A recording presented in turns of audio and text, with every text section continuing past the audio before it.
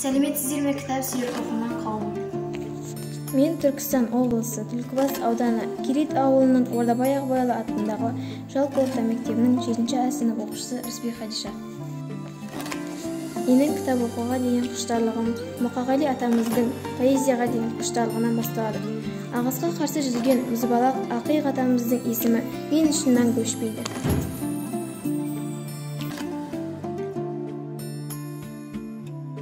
Мұқағали Сүлейменұлы Мақатаев 1931 жылы 9 ақпанда дүниеге келген.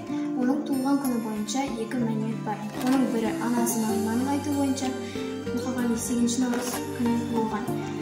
Ал екінші ақпарат, ол ес білгелі өзі құжаттар бойынша 9 ақпанға ауыстырған. Ол 11 жасынан бастап өлең жазған. Ол өмірін поэзияға арнаған. Салт-дәстүр бойынша ол әжесі тиынның қолында өседі. Мақатаев үйінің үлкені болды. Онан кейін оның қарындасы және де 3 інісі болды. Алғашқы інісі мен қарындасы ерте қайтыс болды.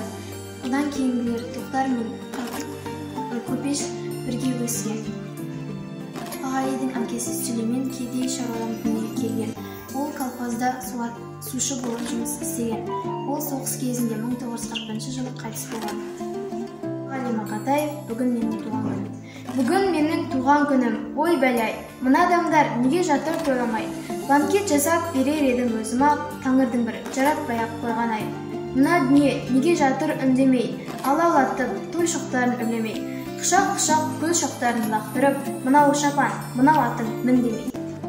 Мұқағали атамыз өз заманында нақты бағасын аламаса да, кейінгі ұрпаққа өз атын биік белестерге көтеріп кетті.